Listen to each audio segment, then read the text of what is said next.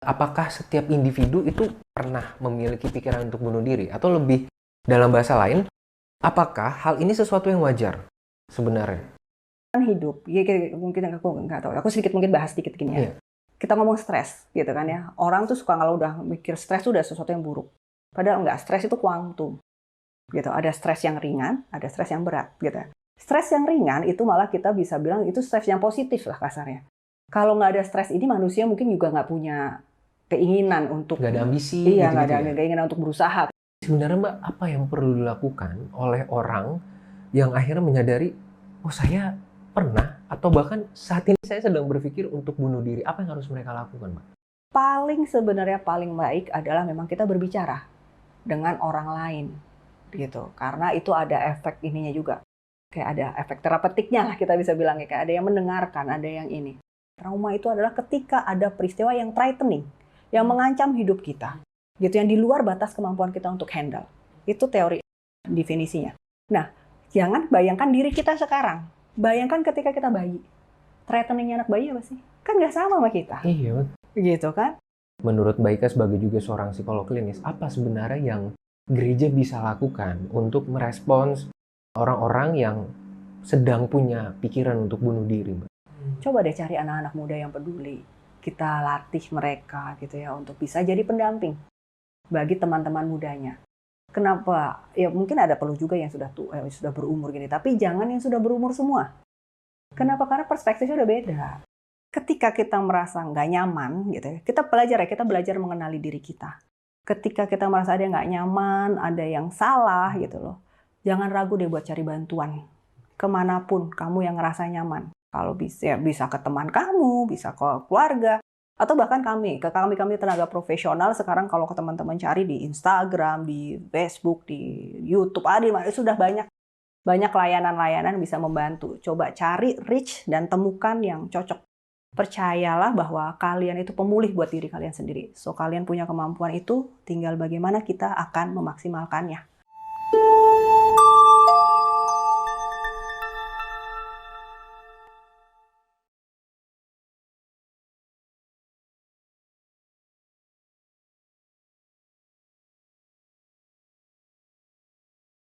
Sahabat Alkitab, kita kembali berjumpa dan pada pertemuan ini kita akan membahas satu topik spesifik mengenai pikiran-pikiran untuk bunuh diri. Kita akan melanjutkan diskusi bersama dengan Mbak Ika. Iya. Kalau sebelumnya Mbak Ika sudah menjelaskan bahwa pikiran bunuh diri itu adalah dampak ya Mbak, dari gangguan kesehatan mental yang terjadi pada seseorang.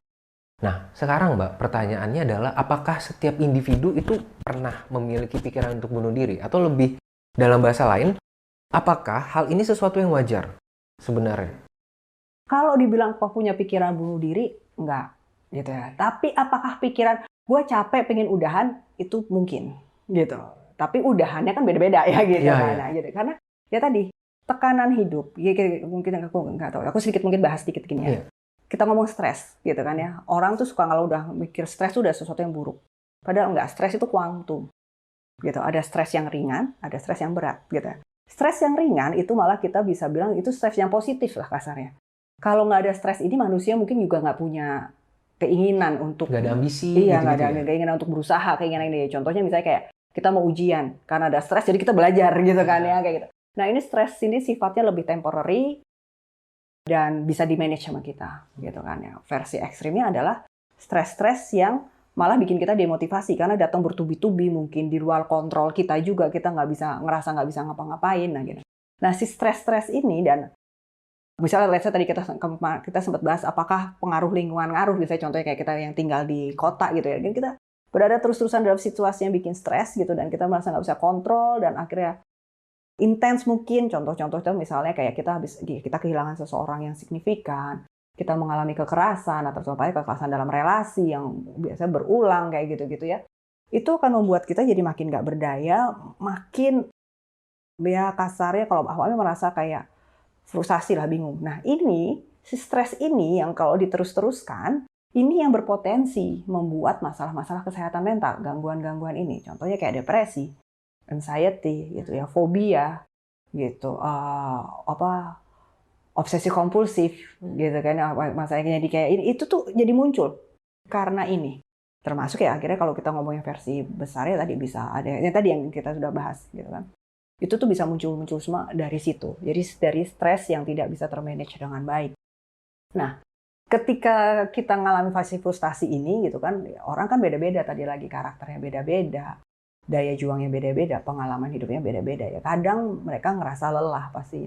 Nggak nyaman loh terus-terusan berasa cemas gitu kan, merasa ketakutan terus-terusan gitu kan.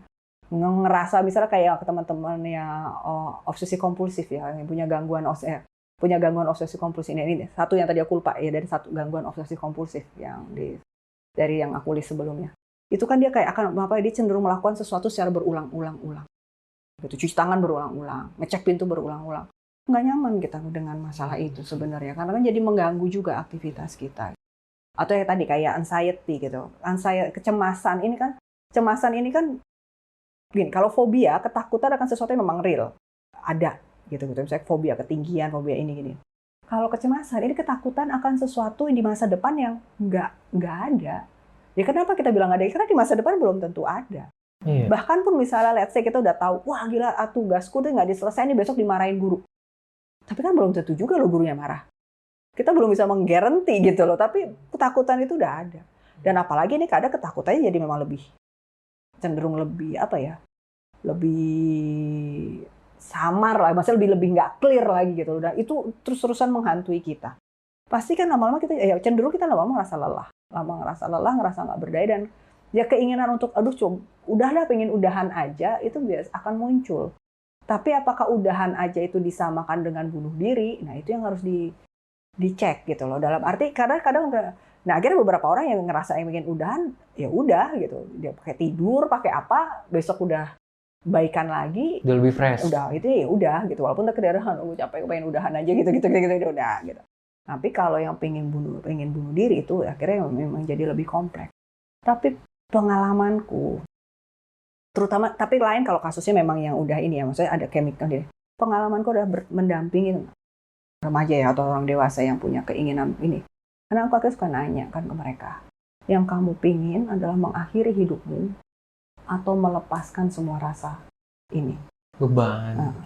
Dia bilang ya enggak, sebenarnya pengen lepasin sakitnya. Kalau dia pengen mati, enggak sih sebenarnya. Enggak ada yang pengen. Gitu. Cuma aku nggak tahan sama rasa yang gitu kan, rasa yang dia rasakan, ketidaknyamanan yang dia rasakan. Bahkan karena mungkin pernah selain ini kan kita suka melihat juga sekarang banyak sering dengar lah anak-anak yang self harm, membaret-baret tubuh, jedotin kepala.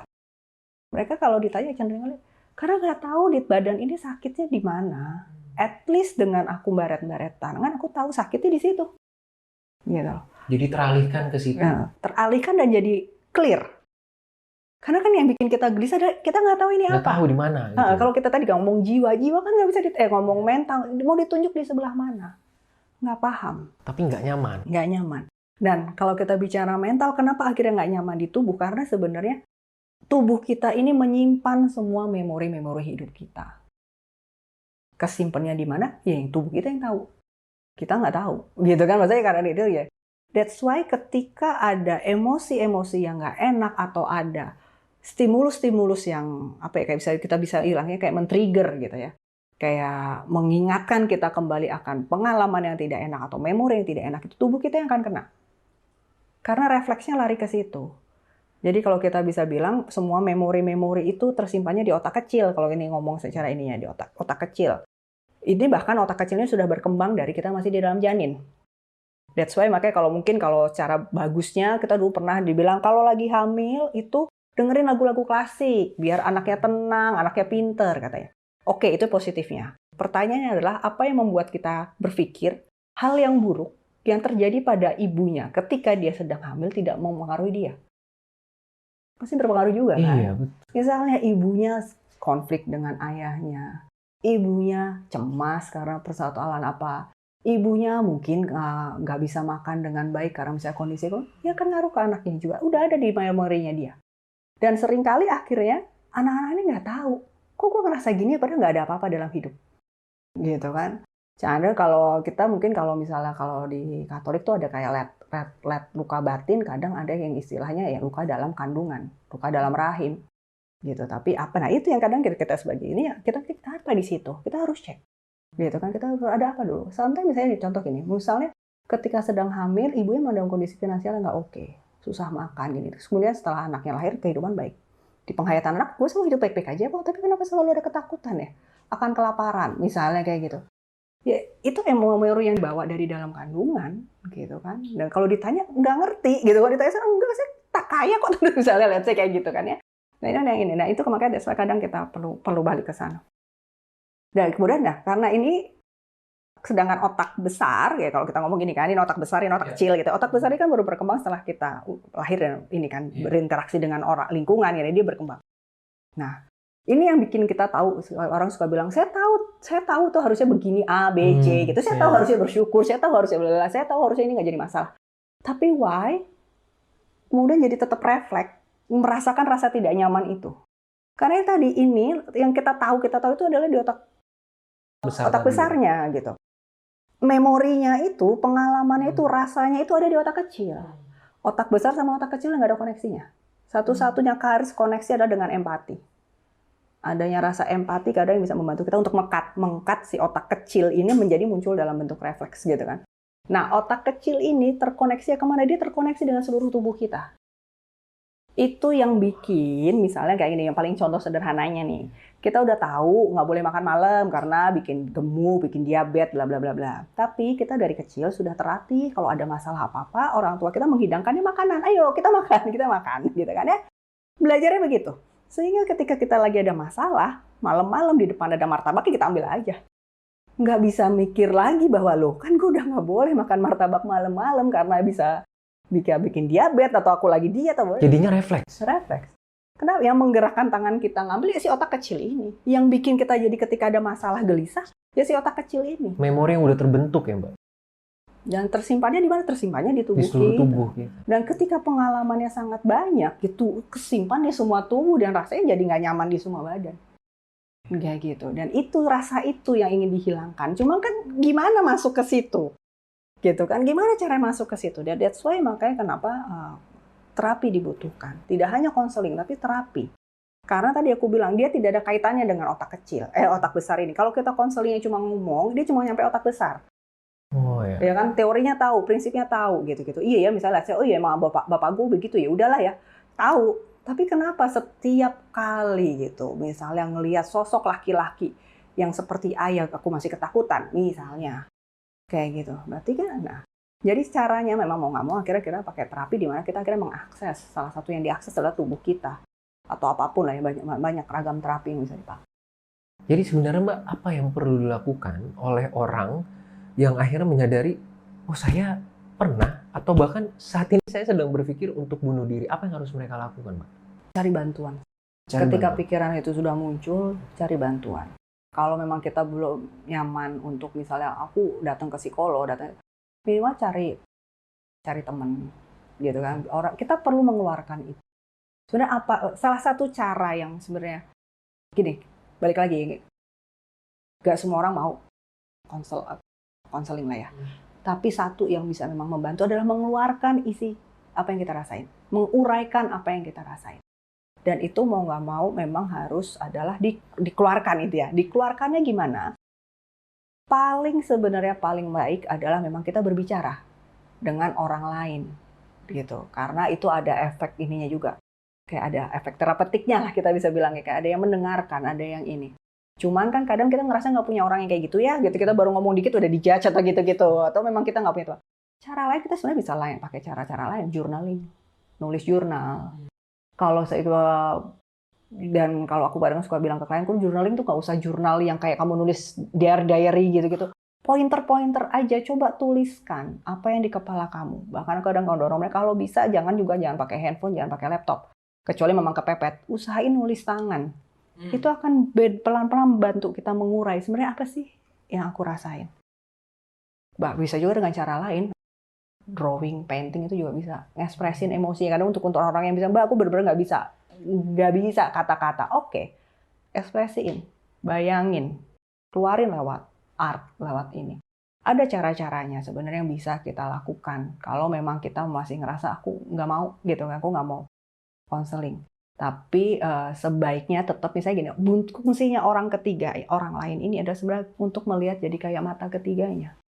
Karena kita kan sudah belum masuk di dalam situ ya. Dia membantu jadi mata ketiga. Dan aku pribadi pelan-pelan ketika pada klienku, aku bukan mau mendampingi mereka untuk mereka bisa jadi mata ketiga bagi diri mereka sendiri. Karena kan nggak mungkin terus gini. Aku selalu bilang kalian nggak mungkin terus-terusan datang sama ke aku. Kita juga perlu mandiri ya tadi. Karena pemulihnya kan sebenarnya kita sendiri kan. Tapi kita harus belajar. Jadi ketika ke aku ya bantu mengurai dan kemudian belajar pelan-pelan bagaimana mereka sendiri bisa jadi mata ketiga bagi masalah mereka. Dan mulai bisa membedakan mana ya kalau aku sebutnya mana reaksi masa lalu, mana reaksi yang normal untuk situasi saat ini. Dari situ mereka akan bisa mengenali lagi makin mana dan kemudian gitu. Ketika dorongan itu muncul gitu kan ya mereka jadi lebih aware. Ketika frustasi itu muncul dan keinginan untuk mengakhiri hidup itu lagi muncul, mereka jadi bisa lebih aware. Ini karena memang ada apa dan gini-gini. Dan kemudian nanti pelan-pelan mereka juga belajar mengenali bagaimana sih aku meregulasi emosiku. Gitu kan. Ya, tadi aku bilang emosi itu sampai kita mati pasti masih ada. Dan sebenarnya emosi itu datang dan pergi. Kalau kita ikutin, emosi itu 5-7 menit, 10 menit lah ya. Dia akan pergi. Gitu. Tapi kita kan cenderung, apalagi kita orang ya Asia, Indonesia ya, atau mungkin Asia ini, kita terbiasa tidak diajarkan untuk mengenali emosi. Jadi yang ada seringkali adalah kita pendam, dan numpuk. Nah, tumpukan emosi itu yang kependam itulah yang bikin kita akhirnya memang jadi ngerasa nggak enak di seluruh tubuh. Tapi kalau kita izinkan, 10 menit hilang. Asal kita nggak panggil-panggil ya. Maksudnya nggak panggil-panggil itu dalam arti, udah hilang terus kita ngerasa, tapi kan orang itu memang nyebelin. Nah, mau marah lagi gitu kan. Tapi kalau marah ya udah hilang kok. Biarin aja dia gitu. Cuma kan kita tidak terbiasa. Karena kita diajarkannya kayak menunjukkan emosi itu adalah suatu kesalahan. Apalagi baik laki-laki maupun perempuan aku melihatnya. Ada emosi-emosi yang kayak nggak boleh ditunjukkan gitu loh. Karena kenapa sebenarnya nggak boleh? Karena sebenarnya ketika kita menunjukkan emosi itu nggak nyaman buat orang sekitar. Terutama buat ketika orang tua. Nggak nyaman buat orang tua lo ngeliatin anak tiba-tiba nangis-nangis. Ngeliatin anak tiba-tiba breakdown. Tapi ya sebenarnya dia butuh itu. Gitu. Apalagi namanya anak dalam masa tumbuh kembang. Sampai mereka butuh itu. Butuh mengenali bahwa it's okay loh buat aku punya emosi ini. Dan wajar lah kan misalnya di sekolah kayak udah belajar capek-capek tiba-tiba temennya yang nyontek terus nilai kita dijadiin jelek, wajar lah kita marah. Gitu kan, wajar lah kita kesel gitu kan. Ya udah, it's okay. Tapi kan yang kita ajarkan adalah marahnya jangan destruktif. Lebihkan sih itu kan bahwa marah boleh. Kamu mau kesel boleh gitu kan ya wajar. Atau misalnya ketika anak gitu balik lagi, misalnya anak laki-laki udah ngerjain tugas capek-capek, tiba-tiba pas sekolah karena ya memang mungkin ini dia nggak sengaja lari-lari hujan ternyata tugasnya jadinya basah terus gurunya bilang harus ngulang which is dia udah dia sedih dia pengen nangis ya wajar gitu tapi kan kadang-kadang kita bilang jangan nangis lah anak cowok ya udah ulang lagi cengeng banget gitu lah itu kan ya bikinnya kan juga susah gitu ya. Ingat ketika kita ngomong bikinnya susah kan di penghayatan anak itu bukan di penghayatan kita. Mungkin kalau kita ya gampang lah tinggal nulis lagi. Dia mungkin dia usaha buat ngerjain itu. Kadang kita lupa menaruh. Nah, tadi kalau kita bicara kesehatan mental, kadang yang mempengaruhi tadi aku bilang relasi dengan orang tua gini. Karena kenapa di situ? Kalau di psikologi sih kita ngomongnya trauma sebenarnya. Tapi mungkin kalau di masyarakat ya kita bilangnya kalau trauma masyarakat cenderung mikirnya kalau trauma itu kan besar-besar ya. Misalnya besar kayak ada bencana, ada kekerasan, ada konflik perang gitu. Tapi sebenarnya trauma-trauma itu atau ya aku bilangnya luka-luka itu sudah bisa terjadi dari usia bayi pun. Dan itu yang membentuk akhirnya kita ketika dewasa jadi seperti apa. Dan itu juga yang mempengaruhi kesehatan mental kita akhirnya. Gitu. Luka-luka itu muncul dari sel mana? Misalnya kayak kalau kita ngomong balik lagi ke definisi trauma ya. Trauma itu adalah ketika ada peristiwa yang threatening, yang mengancam hidup kita. Gitu, yang di luar batas kemampuan kita untuk handle. Itu teori definisinya. Nah, jangan bayangkan diri kita sekarang. Bayangkan ketika kita bayi. Threatening-nya anak bayi apa sih? Kan nggak sama kita. Iya. Gitu kan? Jadi ya bisa aja sesuatu peristiwa yang kita anggap biasa buat anak bayi itu threatening. Gitu. Jadi trauma di dia. Tapi kan kita nggak. Maksudnya kita cenderung karena kita nggak biasa ya. Itu sebenarnya itu. Dan ya aku kita bilang luka-luka itu. Pengalaman-pengalaman itu akhirnya mengajarkan dia akan, oh gini ya hidup. Dan that's why itu jadi cara pikir dia dalam melihat hidup. Nah kadang cara-cara pikir yang nggak konstruktif inilah yang membuat dia akan makin mempunyai masalah kesehatan mental. Gitu. Contoh paling gampang gini misalnya, bayi. Kita ngomong bayi pipi popoknya basah. buat kita ya mungkin sebenarnya ya biasa. Kalau kita udah besar gitu, misalnya kita pakai popok ya kita tahu ganti popok selesai. Di bayi kan nggak tahu, emang masih terbatas gitu kan. Yang dia tahu adalah something happen di aku dan try ya menakutkan gitu, dia nangis gitu kan. Orang tuanya nggak datang-datang, apapun alasannya. Mungkin ada kayak misalnya aku Jawa, ada dulu kita punya ada diajarin itu kalau anak nangis jangan langsung diangkat, nanti bau tangan gitu ya. Ya itu kebiasaan aja gitu kan, tapi ya yang dianggap suatu kebiasaan, kewajaran, tapi itu bisa ada dampaknya karena bisa nggak langsung diangkat sampai akhirnya si anak berhenti sendiri nangis gitu kan ya. Berhenti ya karena kecapean, karena ini dia udah pasrah lah gitu. Dan itu terjadi berkali-kali. Dari situ anak belajar apa? Oh, kalau aku butuh sesuatu nggak ada yang akan bantuin aku. So aku harus bisa sendiri. Harus penuhin sendiri. Iya, karena tapi orang dewasa kan melihat anak pinter nih. Iya, gitu. Orang nggak lihat bahwa buat dia tadi nakutin popok ini nggak enak banget gitu. Bayi loh ya. Bahkan kita, kalau kita bisa tahu ya udah tinggal ganti popok hidup selesai. Dan mereka kan nggak bisa ngeliat dan tapi ini tertanam di mereka. Terus dari situ ditambahkan pasti ada peristiwa-peristiwa lain tetap dalam hidup yang ada di situ. Dan mungkin lama-lama dia mengembangkan ide, oh berarti kalau ada apa-apa aku harus bisa sendiri. So ya itu yang jadi pegangan dia selama hidup. Ketika ada apa-apa dia harus bisa sendiri. Padahal masalah makin besar. Dan mungkin itu yang akhirnya orang tua bilang, kenapa sih nggak minta tolong? Nggak ada konsep di kepala dia minta tolong. Selama ini harus bisa sendiri kok. Kayak gitu. Sehingga jungkir balik deh gitu. Jadi bisa sendiri. Akhirnya ketika dia nggak berhasil, dia nyerang dirinya sendiri kan. Wah bisa sih gini aja, bodoh banget. Ini deh dia ngata-ngatain dirinya sendiri dalam itu. Itu kan bikin dia frustasi juga ya. Ngerasa gagal terus-terusan. Kayak gitu. Dan itulah akhirnya. Itu bukan Mbak yang disebut self inner critic itu? Atau itu beda lagi? Iya, kadang kayak gitu. Oke. Ya, gitu. Jadi yang kayak kita, dan memang orang paling kejam terhadap diri kita tuh diri kita sendiri. Ya. Kita hobi banget. Maksudnya kita secara tidak sadar tuh kita lihat. Ya kenapa? Karena memang kita hidup di society yang seperti itu sih, gitu. Cenderung diajarkannya untuk refleksi. Tapi refleksi bagus, memang perlu. Tapi seringkali akhirnya refleksi, apalagi ketika diajarkan terlalu kecil ya, gitu kan. Maksudnya sudah ditekankan terus sebenarnya orang belajarnya ya udah. Berarti apa-apa aku yang salah gitu kan, nggak usah nyalain orang gitu. Kayak gitu. Ya maksudnya balik lagi gimana ya, refleksi bener, tapi ketika jadinya self-kritik, selalu diri kita yang ngelihat yang kita salah, ya itu jadi bumerang kan. Karena kadang ada hal-hal yang memang sebenarnya bukan salah kita sih. Belum lagi kayak ini tadi aku bilang, salah satu penyebab gangguan kesehatan mental kan relasi orang tua dan anak. Dan kita tinggal di budaya yang anak nggak boleh melawan orang tua. Durhaka, bertanya dosa, itu juga salah satu sumber konflik. Ya, Mbak Ika, dengan menggunakan pengalaman sebagai umat Kristiani, menurut Mbak Ika sebagai juga seorang psikolog klinis, apa sebenarnya yang gereja bisa lakukan untuk merespons orang-orang yang sedang punya pikiran untuk bunuh diri, Mbak? Pertama memang yang paling penting adalah layanannya ya. Di gereja tuh sebaiknya punya layanannya, di mana orang umat lah bisa mengakses. Tapi yang harus dipastikan, layanan ini orang-orangnya memang orangnya tidak menjudge gitu loh. Gitu. Dan kalau memang akan baik sih sebenarnya kalau bisa di semua level. Dalam arti ini, kan sekarang juga banyak yang punya anak muda ya. Coba deh cari anak-anak muda yang peduli. Kita latih mereka gitu ya untuk bisa jadi pendamping bagi teman-teman mudanya. Kenapa? Ya mungkin ada perlu juga yang sudah berumur gini, tapi jangan yang sudah berumur semua. Kenapa? Karena perspektifnya udah beda. Yeah. Gitu kan. Mereka yang punya, teman-teman yang punya keinginan ini bukan datang untuk dibilang lo salah, lo berdosa, lo harusnya ingat Tuhan, lo nggak bisa deh. Tapi yang mereka inginkan adalah sebenarnya cuma didengerin, dipahami. Termasuk ketika tadi sumber masalahnya ternyata adalah dengan orang tuanya. Perlu divalidasi. Gitu loh. Bukan divalidasi itu dalam arti bukan jadi dia diizinkan ini gitu, bukan gitu. Tapi dia perlu dipahami lah. Bahwa misalnya kayak gini, it's okay kok kalau kamu punya kemarahan terhadap misalnya orang tua kamu. Punya kemarahan terhadap orang tua bukan berarti kemudian kita mau ngebukin orang tua kita, beda. Yeah. Tapi berarti dia iya saya punya kemarahan. Cuma kalau ketika mereka datang nyari bantuan ke gereja, terus dibilang nggak boleh, kamu dosa. Tuhan Maha Kasih gini, udah males deh mereka pasti. Karena kan jadi kemudian kan nyerang, ya berarti gue yang salah ya, sampai gue punya pikiran kayak gini. Padahal ya mereka nyari bantuan untuk itu. Gitu. Dan kemudian yang memang perlu sekali gereja juga, ya mungkin dengan khotbah, dengan itu mengedukasi masyarakat juga. Mengingatkan kembali, ini kan kalau mau ngomong tadi kan kayak kita bilang penyebabnya kan ada di gen, maksudnya ada di fisik, di relasi dengan orang tua, di relasi dengan masyarakat.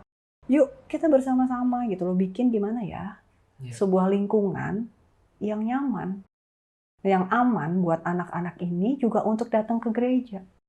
merasa diterima. Dan kayak mereka sudah beda generasi, ya gimana caranya? Mungkin ya memang edukasinya ya dengan media-media mereka, tapi dibawa ke ya cara mereka. That's why perlu libatkan anak-anak muda juga untuk bisa kasih awareness atau edukasi soal ini. Intinya kita ajak mereka untuk, kamu nggak sendiri loh, gitu loh. Kita ada untuk kamu. Kita rangkul mereka. Mungkin memang udah harus dengan cara yang berbeda. Gereja atau orang-orang tua ini juga harus melepaskan ketakutan bahwa ketika ada umat yang punya pikiran begini, itu berarti sesuatu yang dosa atau salah. Enggak. Itu manusiawi lah. Gitu. Itu sesuatu yang manusiawi, cuma bagaimana kita ngebantu mereka. Karena kalau kita sudah punya ketakutan seperti itu kan, biasanya kita langsung otomatis refleksnya pengen bantu. Pengen bantu, caranya gimana? Ya cara kita tahu.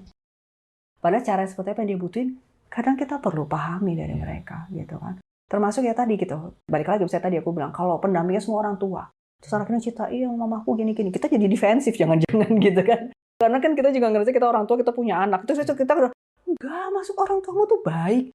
Ini nggak perlu itu, gitu loh. Bukan atau gitu. malah dihotbain balik, kamu tuh harus ingat hormati ayah dan ayahmu ibu. kurang baik apa, dia kerja keras. Itu kan penghayatan kita. Jadi makin merasa bersalah. Iya, gitu. Karena memang apalagi gini, apalagi seringkali kan kita nggak bisa gini ya. Maksudnya kita nggak bisa minta gimana ya? Perasaan itu kan muncul gitu aja ya. Iya. Kita nggak bisa ngatur gitu. Jadi dan kadang seringkali yang bikin konflik itu adalah pada relasi-relasi yang tampaknya baik-baik aja. Oke. Gitu. Kalau misalnya kita jelas ayah kita suka ngebukin gitu, ayah kita memang atau orang tua kita memang jahat apa, kadang buat kita lebih mudah buat bilang, ya saya sebel sama mereka. Tapi kalau mereka tidak melakukan itu, tapi mereka controlling dalam cara yang lain, atau mereka ya melakukan cara-cara yang, atau misalnya paling gampang ini kalau ngomong gereja buka-bukaan aja gitu ya, misalnya mereka aktivis di gereja, bingung kan anaknya, Iya. gitu kan, mau bilang gak suka sama orang tua gue. Tapi ngomong ke gereja, lah semua tahu dia aktivis gereja yang banyak membantu orang. Karena banyak yang seperti itu gitu loh.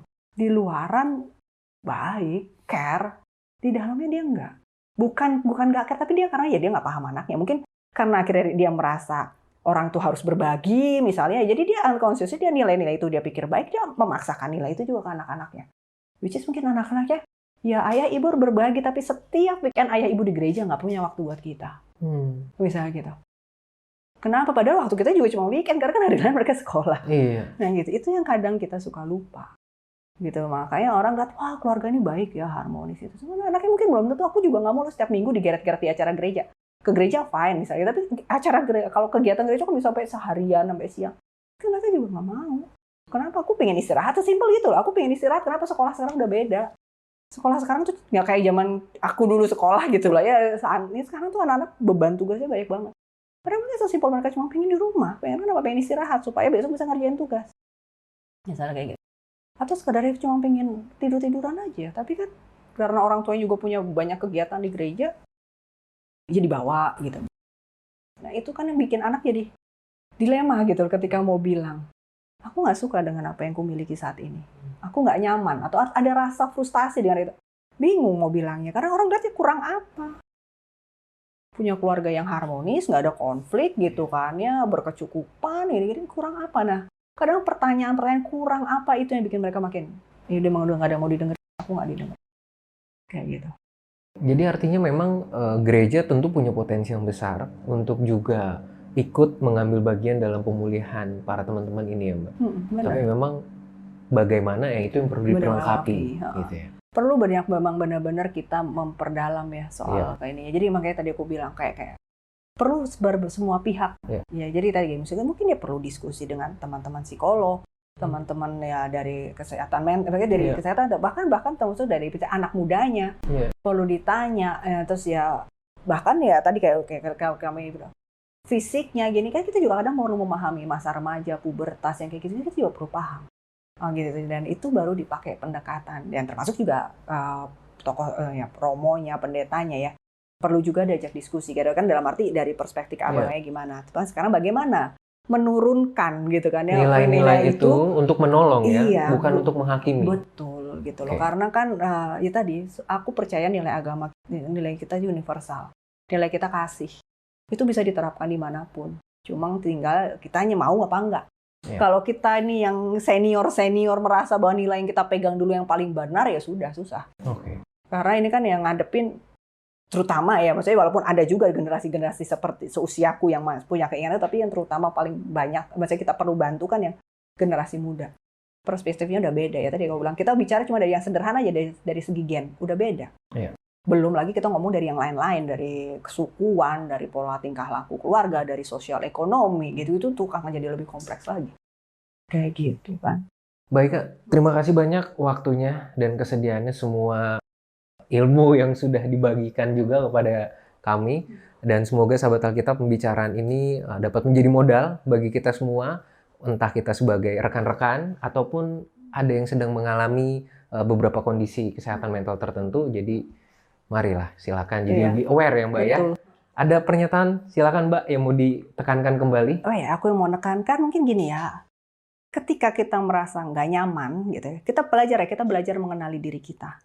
Ketika kita merasa ada yang nggak nyaman, ada yang salah gitu loh, jangan ragu deh buat cari bantuan. Kemanapun kamu yang ngerasa nyaman. Kalau bisa ke teman kamu, bisa ke keluarga, atau bahkan kami tenaga profesional sekarang kalau ke teman-teman cari di Instagram, di Facebook, di YouTube, sudah banyak layanan-layanan bisa membantu. Coba cari, reach, dan temukan yang cocok. Percayalah bahwa kalian itu pemulih buat diri kalian sendiri. So, kalian punya kemampuan itu, tinggal bagaimana kita akan memaksimalkannya. Kayak gitu sih, ya. Terima kasih Mbak Ika. Terima kasih juga untuk sahabat Alkitab semua. Selamat berpulih tentunya di dalam Tuhan. Sampai jumpa dalam podcast berikutnya. Salam Alkitab untuk semua. Tuhan Yesus memberkati.